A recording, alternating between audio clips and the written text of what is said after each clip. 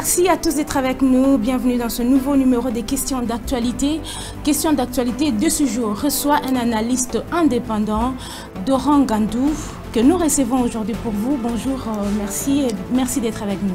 Bonjour madame, le plaisir est partagé.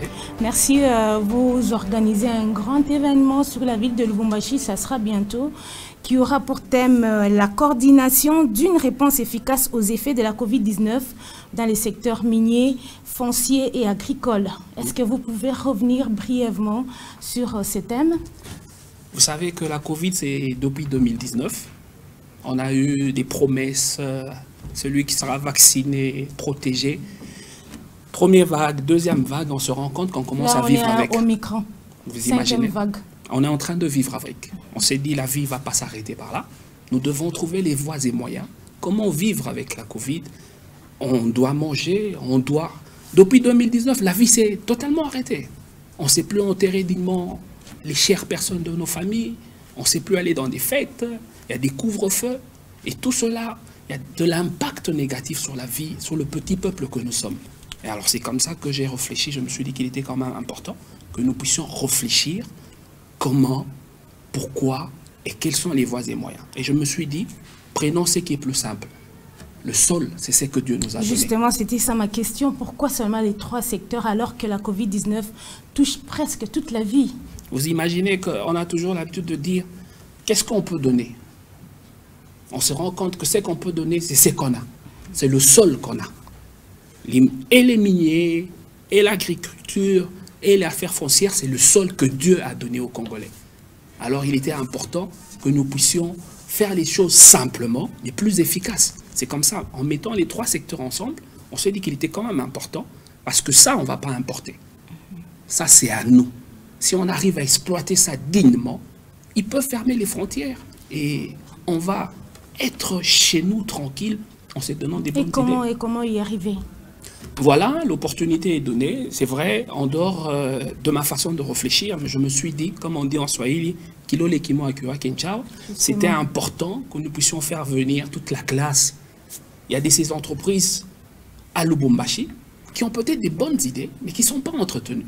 Alors on a dit, c'est l'opportunité de venir. Venez, qu'on réfléchisse ensemble, qu'on puisse trouver des pistes de solutions, qu'on propose. Deux fois, on est là à dire, l'État n'a tout fait, l'État n'a tout fait. Il est plus important de proposer aussi des choses à l'État, dire, regardez, nous on a réfléchi, et voilà les pistes de solutions. À ce moment-là, si l'État ne donne pas considération ou ne suit pas ce qu'on a, là on peut dire, non, nous on vous a quand même proposé des pistes de solutions et que vous n'avez pas pris en considération, là on peut se soulever. Parce que deux fois, c'est vrai, on est là à attendre seulement qu'est-ce que l'État peut nous donner, qu'on se pose aussi la question, qu'est-ce que nous on a fait pour faciliter la tâche à l'État? Et qu'est-ce que nous, on peut faire, vous, organisateurs de cet événement, qu'est-ce que vous comptez faire pour aussi appuyer ou accompagner l'État? Madame, vous savez qu'il y a 2 fois, on suit des émissions à la télé, vous sentez que cette personne a des très bonnes idées. Mais c'est des idées qui finissent dans la rue. Des très, très bonnes idées. Que faire? Voilà l'opportunité vous est donnée de venir ensemble, parce qu'à la fin de notre conférence, on va proposer, il y aura des résolutions qu'on va déposer auprès de l'exécutif, officiellement. Regardez, on a réfléchi. C'est l'année 2022, l'année de plein d'espoir. On se dit, on a connu des problèmes. On en a marre, madame. Espérons que les choses vont changer. Et voilà, on a choisi le mois de janvier pour bien commencer l'année, pour planifier l'année, pour donner des pistes, des solutions. Voilà, on est en train de dire, le gouvernement central, en passant par le chef de l'État, pour les 145 territoires. Voilà l'opportunité de donner des projets, de dire, voilà, faites ça, ça, ça, ça.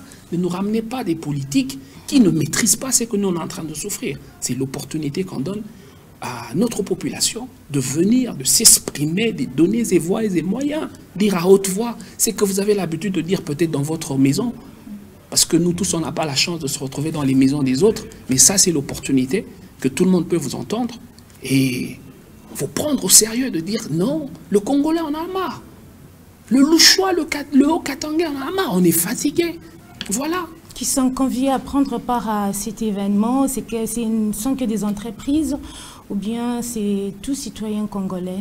Tout citoyen congolais. Il n'y a pas de conditions? Il n'y a pas de conditions, c'est un peu plus fort, mais c'est sur invitation, parce que si on dit tout citoyen congolais, on a une salle qui a la capacité de 100 personnes, même au ciel on sélectionne, donc allez-y comprendre quelque chose, il y a des conditions, mais il y a des invités, il y a ces personnes peut-être qu'on n'a pas su les contacter, mais qui peuvent avoir des idées. La porte est grandement ouverte, on n'a pas limité, on a vraiment besoin que tout un chacun de nous apporte quelque chose, que finalement, que nous puissions aussi faire quelque chose, quand même, c'est important. Beaucoup de Congolais ont la volonté, comme vous, de faire avancer les choses, mais souvent, ça bloque quelque part. Vous pensez que cette fois-ci, l'État congolais va vous prêter oreille et vous accompagner dans ces grands projets? Madame, je suis de nature à ne pas trop compter sur les autres. Je me dis, qu'est-ce que moi je peux faire? Vous savez, on est parents. Chaque enfant a sa naissance, a sa façon de venir. Si l'autre est venu par césarienne, vous n'allez pas arrêter de mettre au monde. Donc, je suis de cette génération. N'a rien. Au moins, je m'aurais dit, j'ai essayé, j'ai donné quelque chose à mon pays. Au retour, je ne veux pas me fatiguer. C'est peut-être la date du 28, mais c'est un projet qui date de longtemps, qu'on a dû étudier, décourager de fois. On se dit, bon, au fait, cette thématique a déjà été traitée par plusieurs personnes, tu penses que tu pourras apporter quelque chose de nouveau? Je me suis dit, bon, au fait... Les gens qui découragent ne manquent jamais. Jamais, jamais, jamais. Et c'est pas facile, hein. Vous savez, on a toqué à des portes pour qu'on soit accompagné, mais avec un bon français, vous sentez que la personne n'est pas intéressée, et poliment, il vous repousse. Et bon, bref, on s'est dit, il faut y aller quand même. Il faut y aller quand même. Est-ce qu'on peut revenir au vrai problème?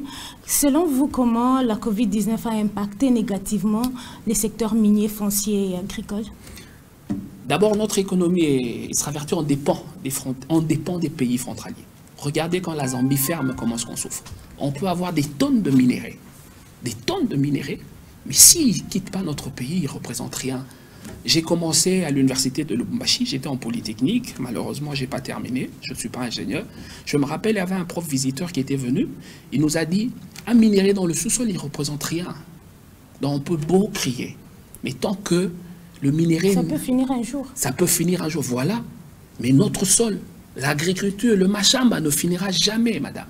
Si j'ai voulu mettre les trois secteurs ensemble, parce que je sais que le secteur minier produit beaucoup d'argent. Ils ont beaucoup d'argent.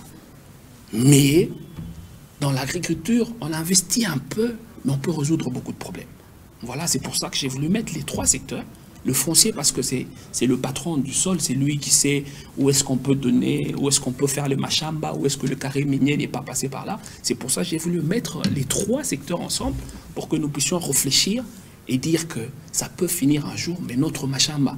Vous savez, nous on a grandi à Lubumbashi, derrière toutes les parcelles, Sombe, Lenga. Ça ne manquait pas. Ce n'était pas des miniers qui venaient. On pouvait manger les caribous la midi, ce n'était pas des miniers. Donc, c'est des choses que Dieu nous a données. C'est seulement valoriser ça, nous mettre ensemble, essayer un peu d'oublier tous ces échecs-là et aller de l'avant. Moi, j'ai la foi qu'un jour, on parlera un bon langage. La coordination d'une réponse efficace aux effets de la Covid-19 dans les secteurs miniers, fonciers et agricoles, est-ce que vous avez autre chose à dire en dehors de tout ce que j'ai demandé? Je peux vous poser une question. Vous savez qu'il y avait un projet de loi dans les secteurs agricoles. On n'était pas au courant. Donc, deux fois, nous négligeons ceux qui peuvent nous donner l'indépendance. En dehors de tout ça, notre expérience, tout ce qu'on a connu, peut faire que... On a vu des pays, madame, pas extraordinaires, qui ont fermé leurs frontières pendant toute une année. À l'aise. Il n'y a pas eu de plaintes. Mais nous, c'est compliqué. Ils sont nés de la même façon que nous. Le même français que je parle ici, je ne suis pas né avec. J'ai appris. Donc, on peut devenir meilleur si on le veut. On peut devenir meilleur si on le veut. Doran Gandou, analyste indépendant, question d'actualité, vous remercie d'avoir répondu à son invitation. Madame, c'est moi qui vous remercie. Et j'ose croire que les quelques minutes qu'on a passées ensemble, on a touché de cœur qui vont être mobilisés à venir nous accompagner dans ce projet. Merci beaucoup. Tomber dans des bonnes oreilles, on espère. On l'espère aussi. Merci beaucoup et merci madame. Merci monsieur de nous avoir suivis. Prochain numéro avec questions d'actualité, c'est déjà demain. En attendant, restez avec nous car les programmes continuent sur Malaika Radio et Télévision.